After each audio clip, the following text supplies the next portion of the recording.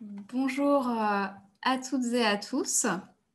Je suis ravie de vous accueillir dans le cadre de la journée mondiale de la sclérose en plaques pour cet atelier dédié à la rééducation cognitive dans la sclérose en plaques. Je me présente, je suis Alexandra Ernst, je suis maître de conférence en neuropsychologie à l'université Paris 8 et je suis par ailleurs psychologue spécialisée en neuropsychologie.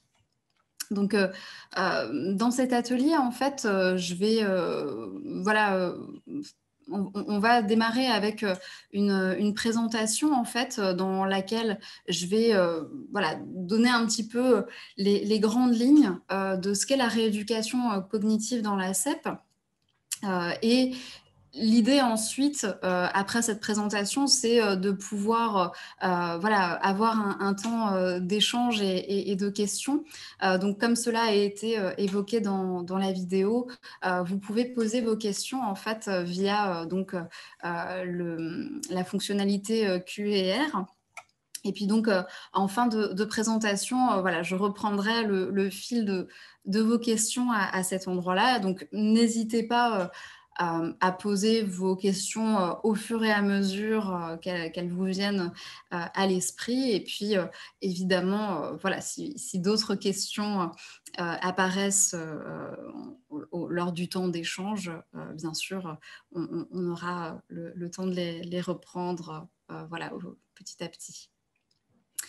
Alors, du coup, lorsqu'on parle de rééducation cognitive, qu'est-ce qu'on entend plus précisément par là? Alors, si on s'intéresse déjà à une première partie de ce terme de rééducation cognitive, eh bien, dans cognitive, on entend le terme de cognition.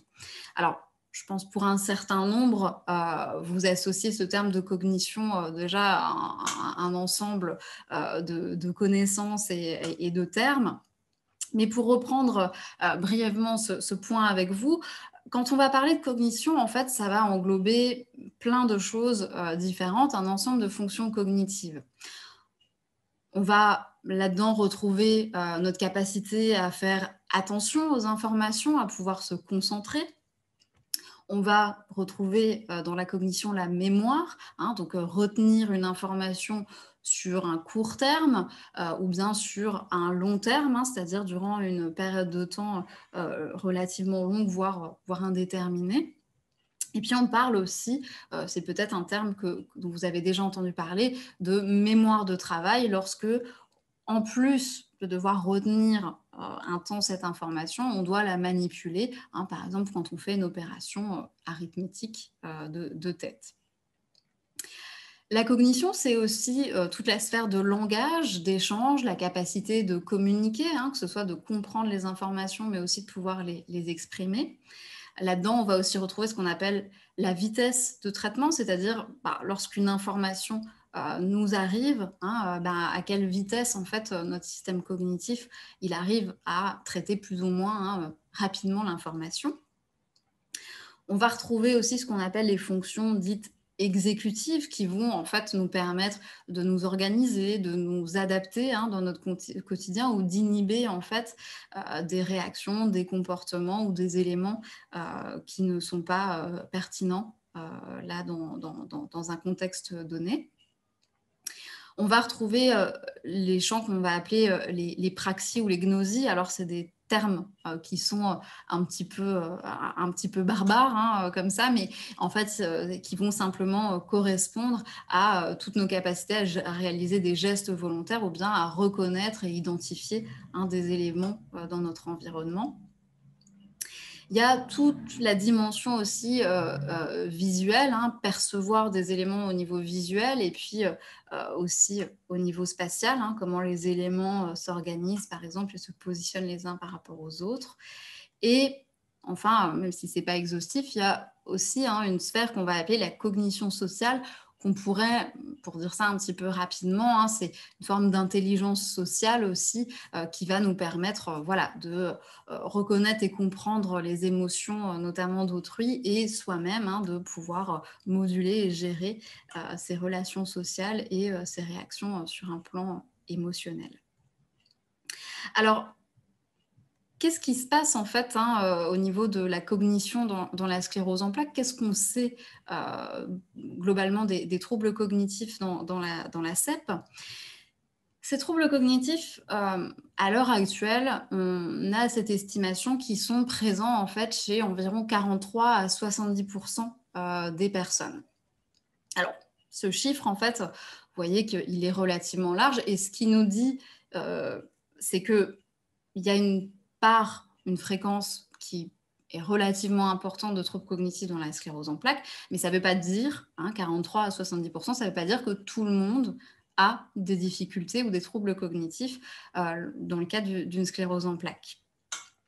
Ces troubles cognitifs, ils ont cette appellation qui, je pense, vous parle pour un certain nombre d'entre vous. On les qualifie de troubles invisibles, puisqu'effectivement, c'est des troubles, on ne voit pas qui sont présents. On va voir ensemble tout à l'heure, ils ont un certain nombre de répercussions dans le quotidien, mais en soi, évidemment, ce sont des troubles qui ne sont pas apparents pour l'entourage et pour les personnes extérieures.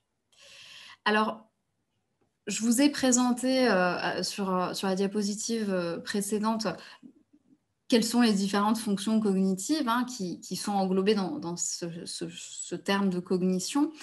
Ce qu'on sait dans le cadre de la CEP, c'est que il y a un certain nombre de fonctions cognitives qui vont pouvoir être plus fréquemment touchées par la CEP que d'autres. Et notamment, ce qu'on sait, c'est que la vitesse de traitement de l'information, les capacités d'attention, la mémoire et les fonctions exécutives, c'est des dimensions dans lesquelles on va plus fréquemment retrouver des difficultés. Alors, ça ne veut pas dire que les autres sphères, les autres fonctions cognitives que j'ai évoquées précédemment, ça ne veut pas dire qu'elles sont jamais touchées ou qu'elles ne peuvent pas être touchées. C'est évidemment possible, mais en tout cas, ces quatre-là, c'est celles dans lesquelles on va observer le plus régulièrement en fait, des difficultés. Néanmoins, il y a un point qui est très important et vous allez voir que ça va avoir quand même une importance quand on va parler de la rééducation cognitive et de la prise en charge des troubles cognitifs. Il n'y a pour autant pas de profil type. C'est-à-dire qu'une personne qui a une CEP et qui a des difficultés au niveau cognitif, ça ne veut pas dire qu'elle va avoir des difficultés nécessairement au niveau de la vitesse de traitement, de l'attention, de la mémoire et des fonctions exécutives. Il y a peut-être un ou deux domaines qui vont être touchés, mais les autres ne vont pas présenter de difficultés. Et donc, il y a une très forte variabilité entre les individus et le degré, on va dire l'intensité, la sévérité de ces troubles cognitifs, elle peut être aussi extrêmement variable. Ça peut aller effectivement d'une petite difficulté qui va créer une certaine gêne au quotidien jusqu'à effectivement des difficultés qui peuvent être plus importantes. Et donc cette variabilité, elle est extrêmement importante et encore une fois, on y reviendra tout à l'heure, ça va jouer, ça va avoir une incidence sur comment on va essayer de prendre en charge au mieux les troubles cognitifs. Alors, ces troubles cognitifs, quand les personnes ont des difficultés, présentent des troubles cognitifs, on va entendre, on va retrouver ce qu'on appelle, nous, un petit peu dans le jargon, des plaintes cognitives, c'est-à-dire que les personnes en fait, qui ont des troubles cognitifs, elles vont exprimer un certain nombre de difficultés, elles vont faire un certain nombre de constats dans leur quotidien. J'ai l'impression de fonctionner au ralenti, j'ai du mal à me concentrer, il faut tout me répéter, j'oublie mes rendez-vous, j'ai du mal à m'organiser, voilà, je regarde un film, à peine le film est terminé, je ne me rappelle plus très bien finalement l'histoire que je viens de voir. Donc, il y a effectivement, lorsqu'il y a trouble cognitif, eh bien souvent, il y a un ressenti de ces difficultés au quotidien par les individus. Et pour un certain nombre d'entre vous, peut-être que vous vous reconnaissez dans certains des exemples qui sont donnés ici. Alors, qu'est-ce qui, lorsqu'il y a des troubles cognitifs, je l'évoquais précédemment, ces troubles cognitifs, on sait qu'ils vont pouvoir avoir un certain nombre de répercussions, en fait, dans le vécu des individus. Ça peut avoir un certain nombre de répercussions sur ce qu'on va appeler les activités de la vie quotidienne. Donc, ça peut être les soins, mais aussi la gestion, en fait, de toute la vie, entre guillemets, domestique. Ça va pouvoir impacter potentiellement aussi la vie professionnelle, mais aussi la vie sociale, ainsi que la qualité de vie et l'humeur. Donc, ces troubles cognitifs, voilà, ils sont variables en termes de fonctions touchées, en termes d'intensité, de sévérité des difficultés. Ils sont souvent associés à un certain nombre de plaintes ou un ressenti de difficulté par les individus. Et par ailleurs, on sait que ça peut avoir un certain nombre de répercussions, mais qui, elles aussi, vont être finalement propres à chaque individu, à chaque personne. Alors, face à ça, que faire et quelles solutions potentielles existent. Et c'est ce qui nous amène, on va dire, au cœur même de l'atelier aussi d'aujourd'hui. Alors, pour vous donner un certain nombre de grands points de repère, lorsqu'on ressent des difficultés cognitives, la première chose à faire est d'en parler à votre neurologue. Et ça, je pense que c'est quelque chose que vous avez fréquemment entendu, quels que soient les symptômes ou les difficultés ressenties. En premier lieu, effectivement, l'idée, c'est de faire un premier point avec votre neurologue. Lui indiquer, voilà, qu'est-ce que vous percevez de votre difficulté? Est-ce que c'est des choses qui sont arrivées récemment pour vous ou qui sont là depuis plus longtemps? Et votre neurologue va pouvoir vous guider et vous recommander potentiellement d'aller réaliser ce qu'on va appeler un entretien et un bilan neuropsychologique avec un psychologue spécialisé en neuropsychologie. Et l'idée de cet entretien et de ce bilan, donc le bilan neuropsychologique, l'idée c'est de réaliser un certain nombre de tests, d'épreuves cognitives qui vont permettre, et aussi grâce à l'entretien, où l'idée c'est d'exprimer aussi et de faire un point sur les difficultés que vous ressentez au quotidien. Avec cet entretien et ce bilan, l'idée, ça va permettre de connaître et d'identifier en fait potentiellement les difficultés, les troubles cognitifs qui sont effectivement présentés et qui sont entre guillemets objectivés par les épreuves cognitives. Mais surtout, et ça c'est un élément très important d'un bilan neuropsychologique, c'est de voir par ailleurs qu'est-ce qui continue de bien fonctionner et quels sont les domaines qui ne sont pas concernés, pour lesquels il n'y a pas de troubles cognitifs. Et donc je reviens sur un point précédent. Voilà, il y a une très forte variabilité, donc c'est important pour chaque personne de pouvoir identifier, objectiver, certes, là où il y a des difficultés potentielles, et déjà voir si ces difficultés, elles sont effectivement bien présentes ou non, et aussi à côté de ça, ce qui fonctionne bien. Et ça va être très important aussi en termes de prise en charge avec la rééducation cognitive. Et donc, en fonction de cet entretien et de ce bilan neuropsychologique, le neuropsychologue, et potentiellement aussi en concertation évidemment avec votre neurologue, on va pouvoir vous recommander, vous orienter vers une prise en charge de type rééducation cognitive ou stimulation cognitive. Alors, je vais maintenant passer effectivement à rentrer un petit peu plus dans le vif du sujet sur la rééducation et la stimulation cognitive. Mais une première chose importante, et on y reviendra aussi brièvement tout à l'heure, c'est qu'il faut faire attention un petit peu aux fausses croyances sur le fonctionnement du cerveau. Et notre cerveau, on sait que cette analogie de dire qu'il fonctionne exactement comme un muscle, elle n'est pas tout à fait exacte. Donc, passer des heures et des heures à réaliser des exercices pour muscler votre cerveau, une sorte d'haltérophilie cognitive, ça, on sait que c'est sûrement pas la stratégie la plus efficace à l'heure actuelle pour améliorer les difficultés sur un plan cognitif. Donc, on va le voir parce qu'on évoquera quand même un petit peu le rôle de certains logiciels et programmes, parce qu'un certain nombre d'entre vous, vous en connaissez peut-être et puis vous travaillez peut-être avec certains de ces logiciels. Donc, ça ne veut pas dire que c'est pas bien et qu'il ne faut pas s'en servir du tout. Ce n'est pas du tout le message que je souhaite vous transmettre aujourd'hui, mais ils vont avoir un intérêt qui va être assez restreint quand même, et c'est important quand même d'avoir à l'esprit ce que chaque chose peut apporter aussi au niveau cognitif, et comment les choses peuvent être optimisées de ce point de vue-là. Alors, pour vous donner quelques points de repère, parce que alors c'est vrai que dans le titre, je vous parle de rééducation, où vous retrouverez aussi peut-être le terme de remédiation cognitive. Je vous donne ces quelques points de repère et de termes parce que lorsque vous allez jeter un œil sur Internet sur ces questions-là, vous allez pouvoir retrouver en fait différents termes. Alors, ils sont parfois utilisés de manière un peu interchangeable, ces termes, mais ils ne correspondent pas tout à fait à la même chose. Donc, vous allez pouvoir retrouver les termes de rééducation et de remédiation cognitive, le terme de stimulation cognitive ou le terme d'entraînement cognitif.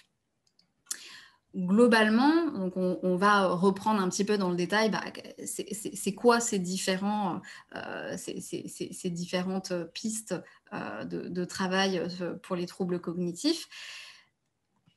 Globalement, on peut effectivement tous considérer qu'ils vont permettre de travailler, d'identifier des leviers en fait pour améliorer le fonctionnement cognitif, mais pour autant, ils vont tous avoir un fonctionnement, un intérêt et des cibles un petit peu particulières. Donc on va voir ça ensemble dans un instant. Mais globalement, effectivement, dans tous les cas, l'idée, on va dire l'objectif un petit peu général, ce vers quoi on va tendre avec la prise en charge des troubles cognitifs, c'est d'essayer d'amener les personnes à fonctionner au mieux au quotidien, malgré en fait les difficultés cognitives liées à la maladie. Et se fonctionner au mieux malgré les difficultés, on va voir que effectivement on peut procéder, on peut avoir différentes manières d'essayer de tendre vers cet objectif.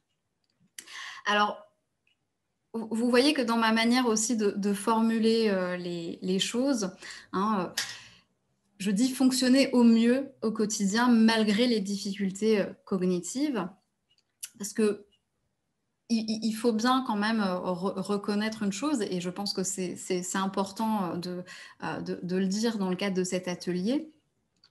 Aujourd'hui, en fait, la prise en charge des troubles cognitifs, effectivement, on arrive à amener un certain nombre d'améliorations dans certains domaines. C'est quand même un domaine qui reste sur un plan de la prise en charge qui est assez récent, qui est assez jeune. Ça fait allez, on va dire 20-30 ans qu'on commence à travailler un petit peu là-dessus, mais c'est bon, voilà, la recherche, elle a encore quand même des progrès à faire sur un plan clinique dans ces domaines. Et quand je dis fonctionner au mieux au quotidien, ça veut dire que la prise en charge des troubles cognitifs, ce qui va se passer souvent à l'issue, c'est que ça va permettre un certain nombre d'améliorations, un mieux dans le fonctionnement au quotidien. Mais pour autant, ça ne veut pas dire qu'on fait disparaître complètement, qu'on annule les troubles cognitifs. Donc, on va voir que pour un certain nombre, effectivement, de situations, on va essayer de réfléchir, de trouver des stratégies, des choses qui vont permettre de compenser, de contourner un petit peu les difficultés. Mais la visée, en tout cas, de la prise en charge des troubles cognitifs, souvent, elle n'est pas de restaurer ou de revenir au fonctionnement d'avant. Ça, on sait que malheureusement, c'est souvent difficile, et c'est un objectif qui semble difficilement atteignable. Mais néanmoins, il y a vraiment des choses à faire pour améliorer en fait le fonctionnement cognitif, et surtout et c'est ça l'objectif en fait le plus important finalement, hein, c'est par rapport à toutes les répercussions négatives que ça peut avoir dans le quotidien des individus, c'est essayer de faire en sorte que bah, ces répercussions dans le quotidien, elles soient diminuées, elles soient amoindries, hein, du mieux qu'on peut, hein. Alors, si on s'intéresse d'abord à la rééducation cognitive, alors la rééducation cognitive, les grands objectifs généraux, hein, ça revient un petit peu à certains éléments que je viens d'évoquer. Le but, ça va être d'essayer de faciliter le fonctionnement cognitif ou de l'optimiser, hein. Donc pour ça, souvent, on va essayer de mettre en place en fait, hein, des stratégies de compensation. Et ces stratégies, elles vont notamment pouvoir se baser sur les fonctions cognitives qui sont préservées, celles qui fonctionnent encore bien. Et du coup, vous voyez pourquoi aussi, hein, précédemment, quand je vous parlais du bilan qui sert à identifier, certes, ce qui fonctionne plus bien, mais aussi et surtout ce qui continue de bien fonctionner, vous voyez en quoi c'est hyper important, hein, ensuite dans le cadre de la rééducation, puisque justement, hein, on va pouvoir s'appuyer en fait, hein, sur les points forts de chacun, ce qui continue de bien fonctionner pour, hein, être un moyen de levier, un appui, hein, pour compenser les domaines où il y a des difficultés. Dans le contexte de la rééducation cognitive, et on y reviendra aussi sur la diapo suivante, on va pouvoir aussi utiliser ce qu'on appelle des aides externes. Alors, ce qu'on entend par là, hein, ça va être par exemple ce qui va concerner des journaux, des carnets, des dispositifs type agenda. Maintenant, ça peut fonctionner aussi, hein, avec certaines applis ou avec certaines fonctionnalités des smartphones. Et donc, la rééducation cognitive, elle est généralement pratiquée par un psychologue spécialisé en neuropsychologie, mais elle peut aussi, hein, être réalisée par des orthophonistes. En pratique, souvent, ça se déroule au sein d'un service hospitalier, mais c'est aussi possible, hein, en cabinet libéral. Et je vous redirai un petit mot pratique aussi sur cet aspect-là. La rééducation cognitive, elle est souvent réalisée en individuel, mais c'est aussi possible qu'elle soit réalisée en groupe. Et le contenu de la rééducation cognitive, il va être assez variable en soi, puisqu'il va vraiment se centrer, hein, sur les difficultés propres à chacun et sur les objectifs, hein, qui vont être fixés. Et ces objectifs, ils sont fixés, hein, vraiment en fonction des difficultés qui sont présentées par l'individu, mais aussi en fonction des répercussions, hein, que ça peut avoir dans le quotidien. Donc si par exemple, il y a vraiment des difficultés, un domaine cognitif qui va engendrer des difficultés particulières, par exemple au niveau professionnel, et que ça, c'est un aspect qui est très important, qui a des répercussions très négatives pour l'individu, on va effectivement peut-être, hein, aller rendre prioritaire, hein, la prise en charge sur ce point-là. Alors, dans la rééducation cognitive, c'est vrai que, donc, comme vous l'avez compris, ça va être très individualisé et très spécifique, hein, le contenu qui sera réalisé. Mais souvent, on va travailler voilà, avec ces trois types de supports, ces trois grands axes. On va avoir des exercices, hein, qui vont être ciblés sur des fonctions spécifiques. Donc, par exemple, dans votre programme de rééducation cognitive qui sera élaboré en fait pour vous, vous aurez peut-être voilà, un certain nombre d'exercices où vous allez travailler l'attention ou la concentration. Hein, donc, ça va vraiment être des petits exercices qui vont vous permettre de travailler spécifiquement voilà, votre capacité à vous concentrer durant un certain laps de temps, par exemple. Donc, ça peut être des exercices informatiques, mais aussi des exercices type papier-crayon. Travailler sur un certain nombre de stratégies, hein, de compensation, et le neuropsychologue ou l'orthophoniste va voir en fait avec vous, hein, pour essayer de mettre en place des astuces, des moyens par exemple de mieux mémoriser une information. Donc il y a plein de stratégies, hein, qui sont possibles, mais l'idée pour le neuropsychologue ou l'orthophoniste, ça va être de trouver aussi la stratégie la plus parlante et la plus utilisable facilement aussi, hein, pour vous, pour mieux mémoriser. Voilà, on peut avoir des stratégies d'imagerie mentale, de se visualiser les choses mentalement, de se créer une histoire avec les éléments, etc. etc.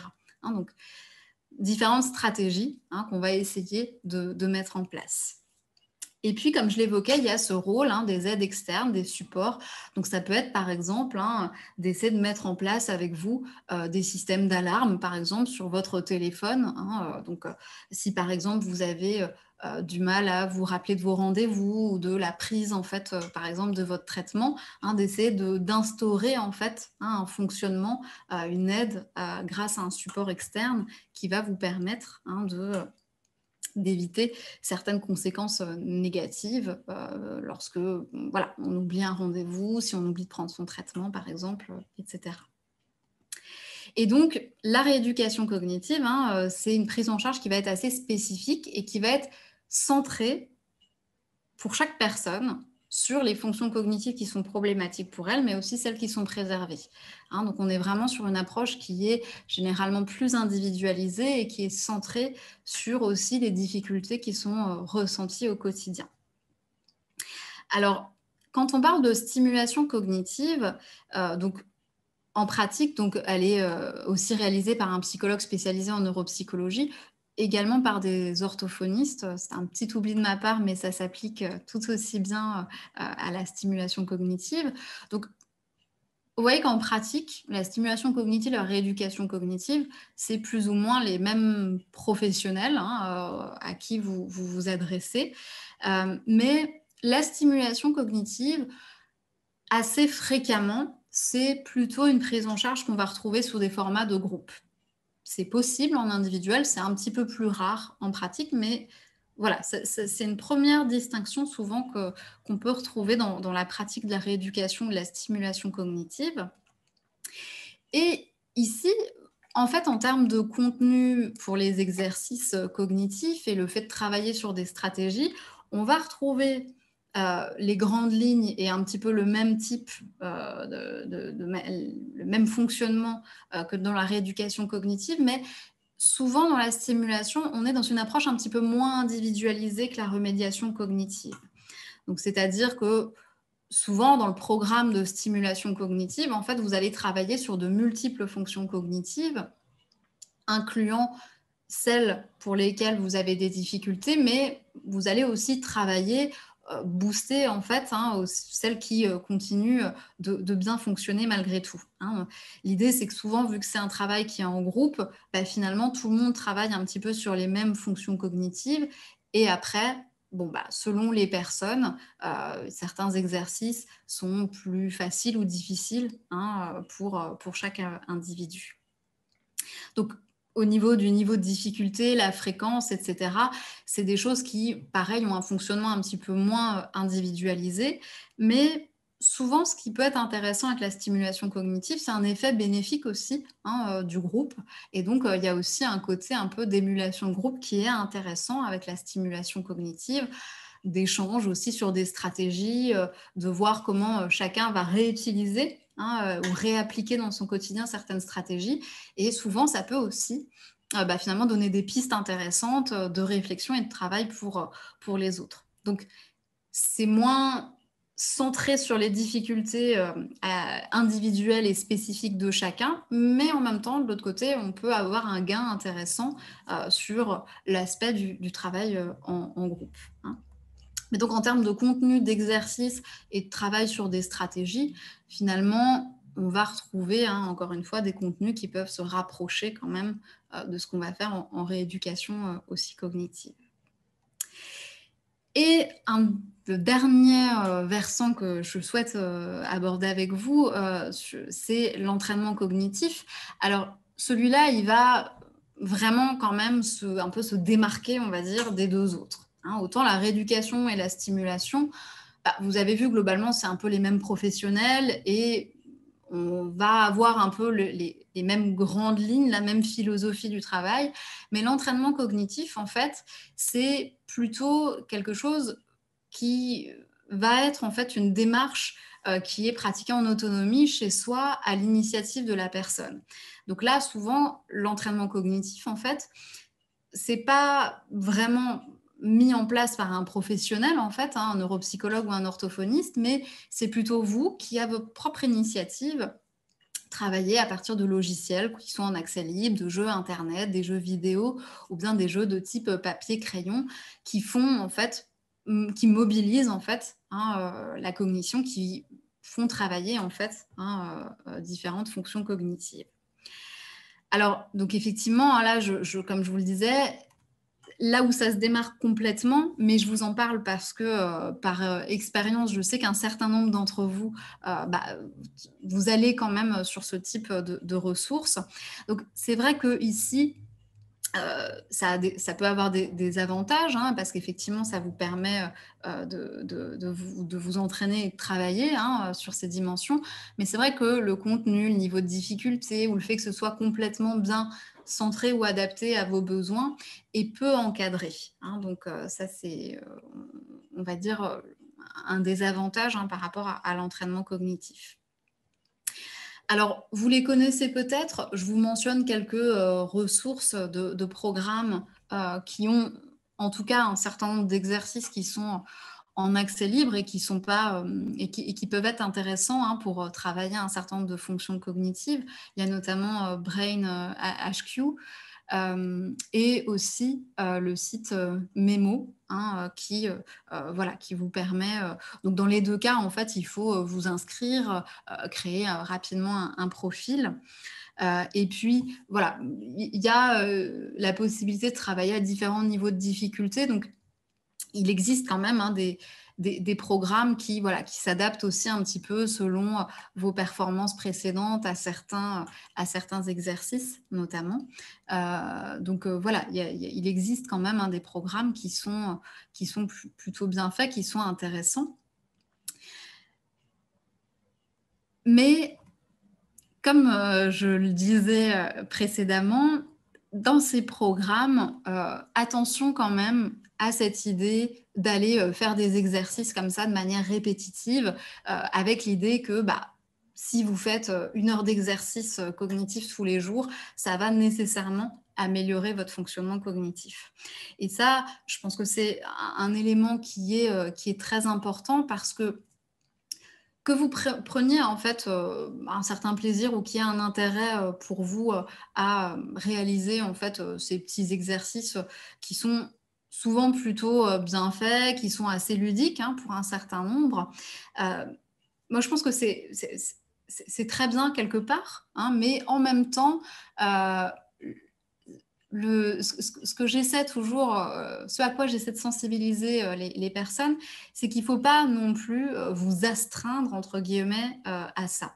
Parce que ce que ça va permettre, ce type d'exercice et l'entraînement cognitif, c'est que vous allez devenir progressivement meilleur sur l'exercice là en particulier que vous faites de manière répétée, mais souvent, la limite, on va dire, hein, c'est que ça vous permettrait peu, hein, finalement, de vraiment avoir des répercussions positives dans votre quotidien.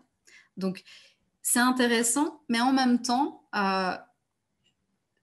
travailler vos fonctions cognitives, vous allez tout aussi bien le faire, par exemple, lorsque vous allez appeler un proche pour discuter du film que vous avez vu hier soir, lorsque vous allez organiser un repas, une visite, une sortie, en changeant un petit peu vos habitudes. Par exemple, vous dire, bon, bah allez, je me lance dans une nouvelle recette de cuisine, changer un peu votre trajet du quotidien lorsque voilà, vous n'êtes pas dans un moment où vous êtes pressé ou autre, voilà, démarrer de nouveaux loisirs, faire partie d'une association, réorganiser un peu des choses dans votre quotidien.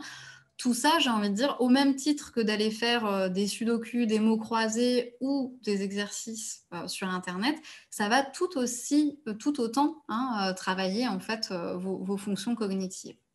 Donc, l'entraînement cognitif et ce type d'exercice, très bien, et allez-y si ça vous plaît et que vous avez un certain plaisir à réaliser ce type d'exercice, mais faut pas s'y astreindre non plus, en vous disant que, voilà, ça va, avoir un effet aussi, détonnant, hein, sur le fonctionnement cognitif. Donc pour terminer, puisque je vois que, j'ai, déjà longuement parlé et que, on va garder un petit peu de temps pour les questions, mais quelques points pratiques quand même. Donc la première chose et je crois que c'est en ça où c'est aussi très important, en cas de difficulté cognitive d'en parler à votre neurologue, c'est de voir aussi il pourra vous recommander ou vous orienter potentiellement vers un neuropsychologue qui exerce dans l'institution hospitalière où vous êtes suivi ou dans une autre, avec, qui il peut vous mettre, en lien. Parce que un point qui est quand même important à mentionner, c'est que, les neuropsychologues en libéral, à l'heure actuelle en tout cas, que ce soit le bilan ou la prise en charge ou la rééducation, la stimulation cognitive, c'est pas pris en charge par la sécurité sociale. Il y a un remboursement partiel qui est possible par certaines mutuelles, mais qui est très faible et donc les coûts peuvent être assez importants, hein. Donc, prendre votre téléphone ou regarder sur internet, un neuropsychologue en libéral, voilà, ça peut impliquer un certain coût sur, le plan financier, donc il faut être vigilant là-dessus. En revanche, pour les orthophonistes en libéral, il y a une prise en charge quand même partielle par la sécurité sociale si c'est sur prescription médicale. Donc encore un élément de plus, hein, pour, voilà, c'est important que tout ça aussi soit, puisse être discuté avec votre neurologue. Et pensez aussi, hein, aux associations et aux réseaux de santé, CEP, au sein desquels on peut retrouver, hein, aussi, des séances de stimulation ou de rééducation cognitive. Et je vais, passer, rapidement là-dessus, mais c'est quand même important.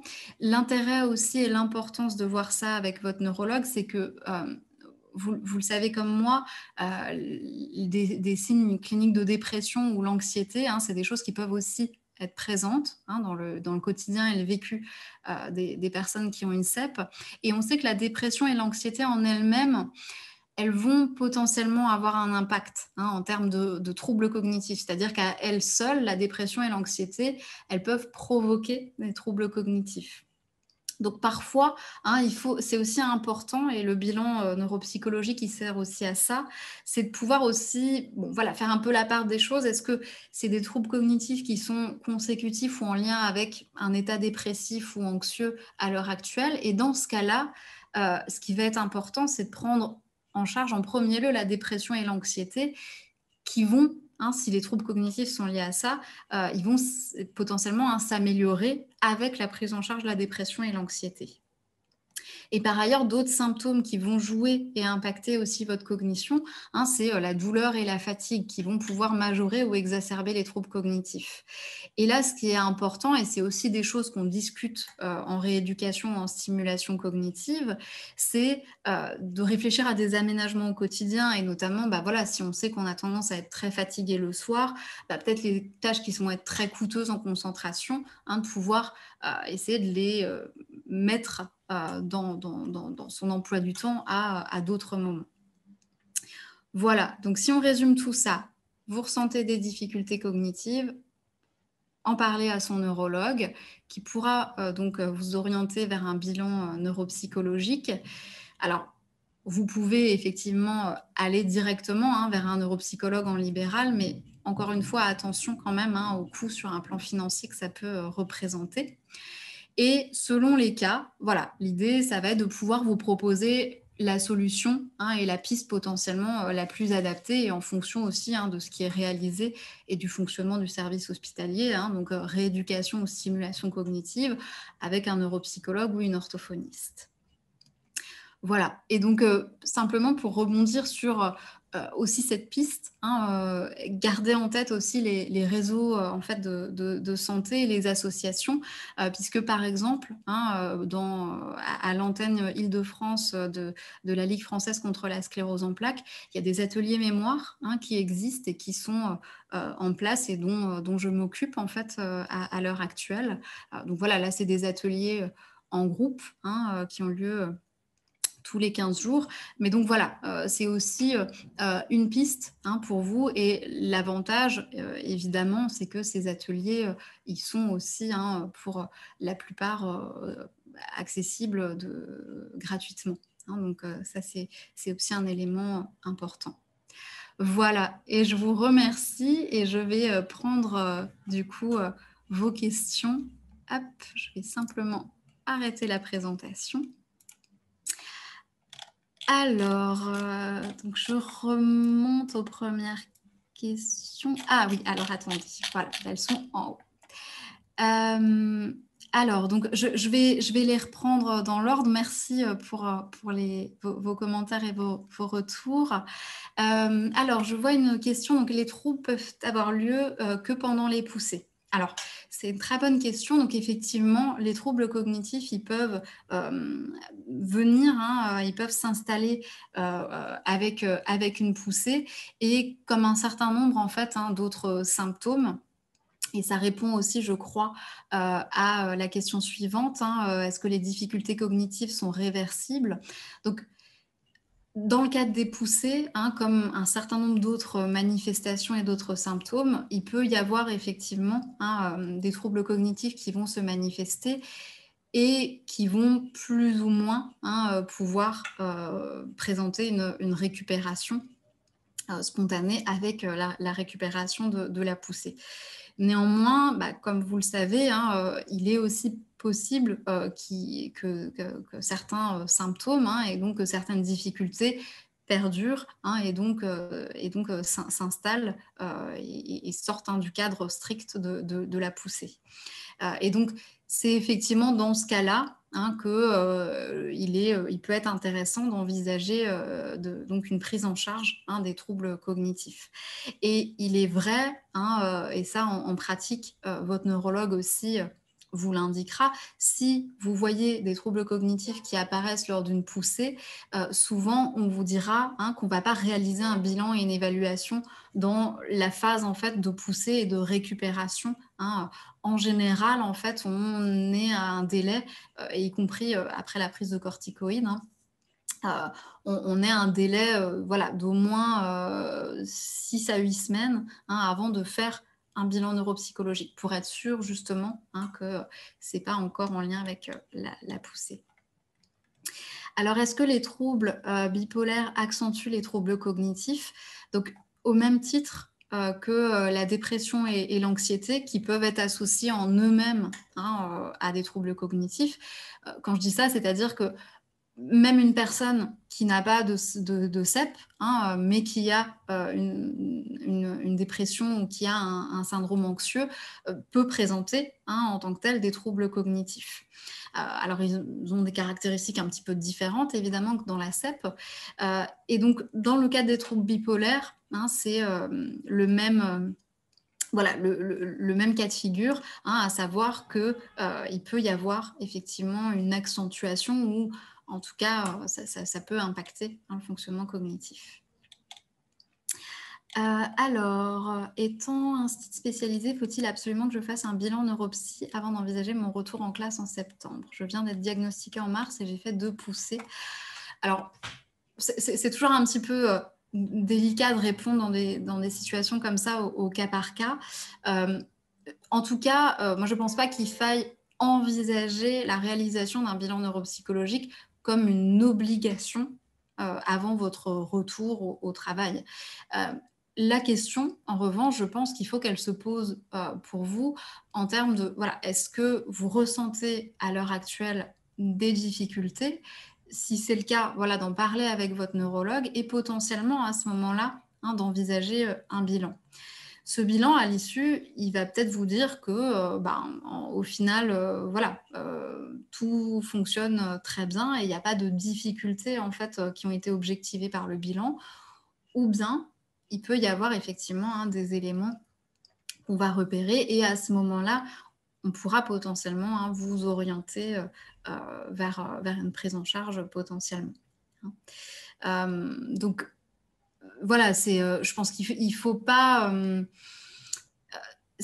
quand il n'y a pas de ressenti de difficulté particulière dans ce type de cas de figure, hein, faut pas non plus voir ça comme une obligation et votre neurologue aussi est là pour vous accompagner et vous guider ou vous conseiller à un moment, s'il le juge important et nécessaire, de pouvoir réaliser un bilan. Alors, donc, Bénédicte, au niveau des praxis, donc, c'est vrai que c'est assez large, en fait, hein, même les praxis, mais typiquement, en fait, hein, ça va être dans l'utilisation d'objets, hein, notamment, donc, et aussi hein, dans des gestes volontaires, donc typiquement ce qu'on va évaluer, par exemple, dans les praxis, qui sont en tant que telles, des sphères un petit peu moins fréquemment touchées hein, dans la sclérose en plaques, et c'est à ne pas confondre avec des difficultés purement motrices. Hein, mais par exemple, ce qu'on va évaluer, ce serait vous demander comment on fait le geste pour dire au revoir. Est-ce que vous pouvez simuler comment, par exemple, on se brosse les dents hein, donc, mais là, c'est vraiment à distinguer d'une difficulté au niveau moteur hein, pour effectuer ce geste-là. Donc voilà, c'est ensuite le ressenti de lenteur en conduisant, ça peut être un petit peu différent, hein, puisque ça peut être plutôt lié à des aspects de vitesse de traitement ou bien aussi potentiellement des difficultés plus d'ordre de la concentration. Alors, est-ce qu'il existe des choses à mettre en place au quotidien Alors, je pense avoir un petit peu répondu à cette question lors de la présentation. Donc, voilà, il y a à la fois, on va dire, cet axe, on va dire, de travail avec des professionnels, hein, neuropsychologues, orthophonistes, mais à côté de ça, et aussi, voilà, ça en fonction des situations de chacun, ça peut être de pratiquer de la musique, de lire, de se cultiver, mais aussi, voilà, bah, d'aller faire de nouvelles choses dans son quotidien, changer un petit peu ses routines, garder des contacts sociaux, parce que ça, en fait, bah, prendre son téléphone et échanger avec quelqu'un, voilà, raconter ce que vous avez fait la veille, raconter le film que vous avez vu ou autre, bah, on ne soupçonne pas à quel point, en fait, ça fait vraiment travailler au niveau cognitif. Hein, mener une conversation, vous faites travailler votre attention, votre langage, la mémoire de travail, parce que vous devez retenir ce qu'on vient de vous dire pour rebondir et rediscuter dessus. Vous faites appel à des connaissances, voilà, par exemple, sur ce que vous avez vu hier comme film. Donc, il y a plein de petites choses, en fait, et qui vont finalement stimuler hein, votre cognition au quotidien. Alors, quand on a des difficultés qui sont assez importantes, bah, évidemment, ce sera important aussi d'avoir à côté de ça, hein, potentiellement un appui et une aide par des professionnels, hein, neuropsychologues ou orthophonistes. Et voilà. Mais je pense que, enfin, il faut vraiment aussi vous dire que toutes les petites choses, voilà, du quotidien, les échanges, faire une nouvelle recette de cuisine qui est inhabituelle pour vous, ça fait travailler votre cognition. Hein. Alors, j'ai été diagnostiquée bipolaire il y a 20 ans. Est-ce que ça pouvait déjà être... Alors là, ça me semble un petit peu difficile de répondre spécifiquement à cette question parce que bon, bah, voilà, il y a sûrement un certain nombre d'éléments de l'historique médical et je sors un petit peu là de mon domaine de compétences, malheureusement, pour répondre à cette question. Alors, pour revenir, j'ai envie d'apprendre une nouvelle langue étrangère. Alors, donc, apprendre une nouvelle langue, effectivement, hein, c'est des choses aussi qui peuvent être extrêmement stimulantes. Et je pense que pour revenir aussi là-dessus, toutes ces petites choses que vous allez faire au quotidien, et même l'entraînement cognitif, encore une fois, si ça... Voilà, si c'est plaisant pour vous de travailler avec ce type de logiciel, je pense que c'est très bien. Hein, et une langue étrangère, pareil, si c'est positif pour vous, il faut effectivement voilà, vous lancer, j'ai envie de dire, dans ce type de choses. Mais donc, vous avez été bloqué dans l'apprentissage. Alors, là, c'est pareil, vous donner des conseils pour, c'est vrai que c'est un petit peu difficile comme ça, à l'aveugle, mais oui, enfin, là, j'aurais du mal, il faudrait vraiment, voilà, que je puisse, comprendre aussi plus spécifiquement les difficultés rencontrées, mais voilà, après, c'est ouais.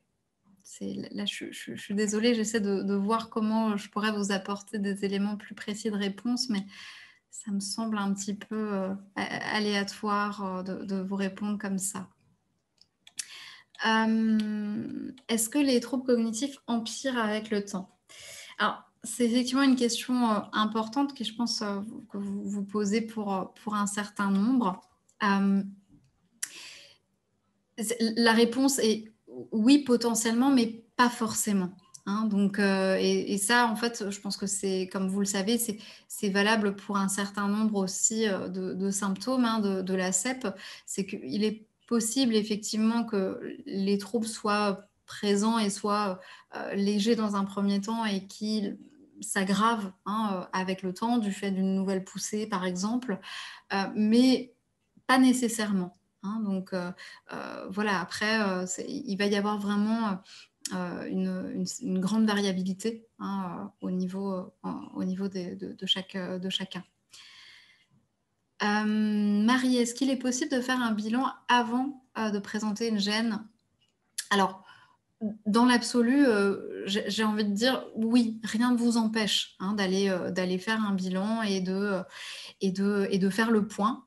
Et souvent, je pense, bah, par expérience pour un certain nombre de personnes, heu, le bilan, il peut être aussi, heu, rassurant, hein, c'est-à-dire que ça peut être un peu une question pour nous de savoir, ben, est-ce que, voilà, la CEP a touché, la sphère cognitive, où est-ce que je me situe? Et donc il peut arriver, hein et moi, il m'est arrivé, hein, régulièrement de réaliser des bilans avec des personnes qui ont une CEP et à l'issue du bilan, il y a pas de difficulté, hein, marquée ou alors c'est vraiment une petite chose très isolée qui ressort.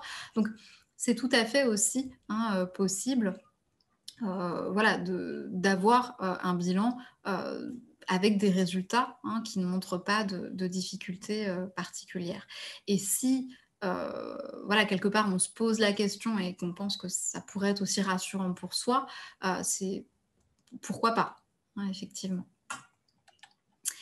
Euh, ah, alors, donc, une question sur le lien entre la localisation des plaques de démyélinisation et les troubles cognitifs. Alors, oui, en effet, hein, on sait que, il y a un certain lien qui existe, mais bon, sans rentrer dans des considérations, trop, spécifiques et détaillées, ce lien entre localisation des plaques et troubles cognitifs spécifiques, il est présent, mais il n'est pas complètement parfait et linéaire. Parce que, ça je pense que c'est une notion que vous avez aussi pour un certain nombre, notre cerveau il a une certaine plasticité aussi entre guillemets. Et donc quand il est attaqué, quand il y a une lésion en fait qui arrive, le cerveau lui-même, hein, il va essayer hein, de se réadapter hein, et de voilà, de créer de nouveaux réseaux hein, et de faire avec en fait hein, cette lésion. Donc le rapport, le lien, il n'est pas tout à fait parfait hein, quand même entre troubles cognitifs spécifiques et les plaques de démyélinisation. Et c'est notamment pour ça, parce que le cerveau, il peut mettre aussi en place une certaine compensation spontanée hein, par lui-même. C'est aussi pour ça que parfois, voilà, on observe des plaques hein, au niveau de l'IRM cérébral, mais il n'y a pas forcément de répercussions en termes de troubles cognitifs directement et détectables hein, avec le bilan.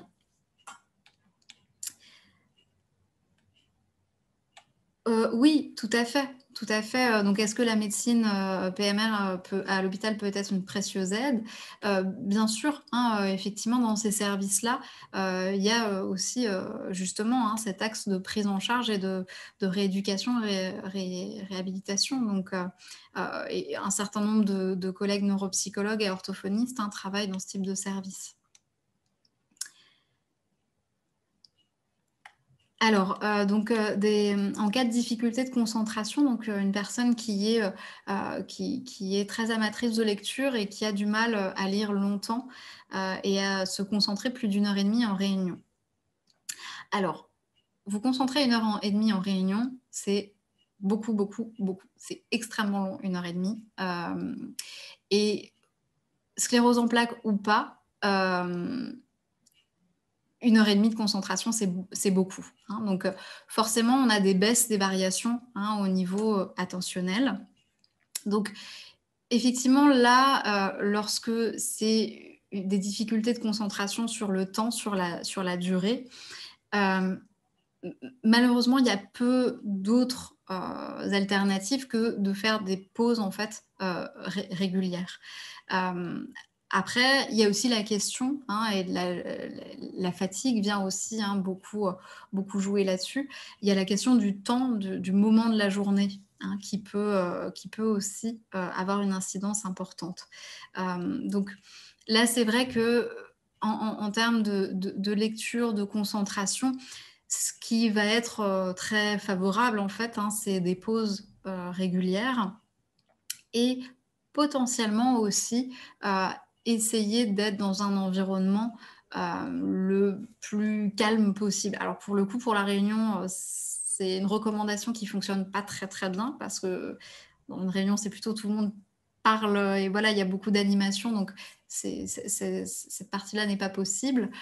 Mais pour ce qui est de la lecture, par exemple, ce qui va défavoriser et ce qui va charger aussi un peu la concentration, c'est si par ailleurs vous êtes dans un environnement qui est, plus bruyant, qu'à côté de vous, voilà, il y a beaucoup de passages par exemple, hein, si vous êtes dans votre salon et qu'il y a en permanence, voilà, du passage autour de vous.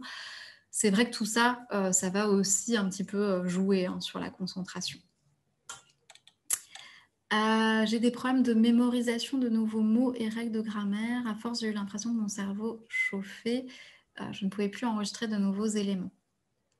Donc ça, sur les aspects de mémorisation, donc là, vraiment, on va avoir différentes manières, en fait, hein, de pouvoir travailler. En fait, les stratégies, elles sont assez variables, elles sont assez multiples et c'est vrai que là, encore une fois, c'est pour des questions aussi spécifiques, c'est un petit peu, difficile parfois de donner des réponses, directes et immédiates, mais en tout cas, enfin voilà, l'idée c'est,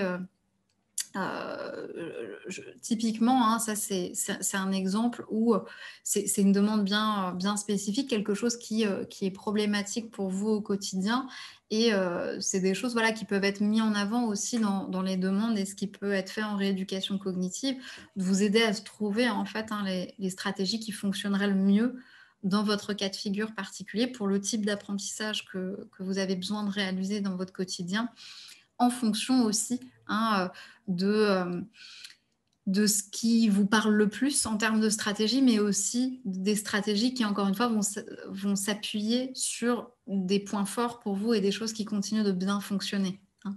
Et c'est un petit peu la condition, j'ai envie de dire obligatoire pour qu'une stratégie, elle soit adaptée et efficace, c'est qu'elle soit parlante pour vous et qu'elle s'appuie vraiment sur des choses, voilà, qui sont des domaines, hein, dans lesquels vous n'avez pas de difficultés.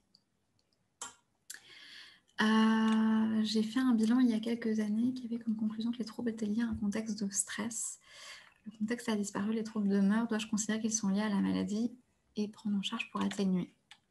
Alors là, c'est pareil, encore une fois, c'est difficile de me prononcer dans l'absolu, mais effectivement, hein, et ça, je reviens sur un point que j'évoquais, l'anxiété, le stress, et y compris celui qu'on peut ressentir lors de l'évaluation et du bilan neuropsychologique.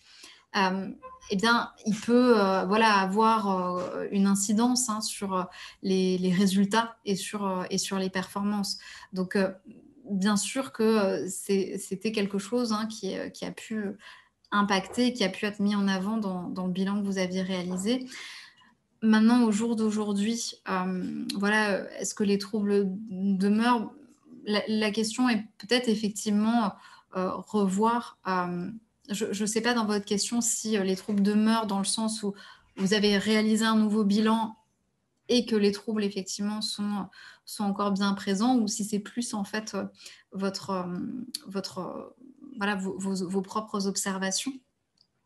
Mais dans tous les cas, effectivement, moi, je vous encourage vraiment, si vous avez un ressenti, de difficulté à ce niveau-là, à en reparler avec votre neurologue qui, voilà, reverra, est-ce que ça pourrait être intéressant de refaire un bilan et qu'est-ce qui et vers quoi on peut, voilà, vous orienter.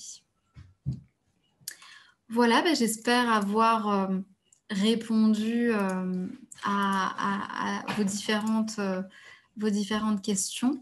En tout cas, enfin voilà, j'ai repris le fil de toutes les questions que j'avais dans le question-réponse. Et puis je vois qu'il est 15 heures, donc vous devez, très probablement, aussi, voilà, aller vers les ateliers, suivants de cette journée. Donc voilà, beh, en tout cas, je vous remercie, à toutes et à tous, pour, votre présence, à cet atelier qui bon, bah, c'est vrai que l'échange, de vive voix et au dans une même salle, est souvent un petit peu plus, sympathique pour l'échange certes, mais, voilà, je vous remercie. Vous avez été, très dynamique, dans vos questions et voilà. Eh bien, je vous souhaite, à tous, encore, de bien profiter de ces ateliers et de ces journées. Voilà. Merci à tous, et au revoir.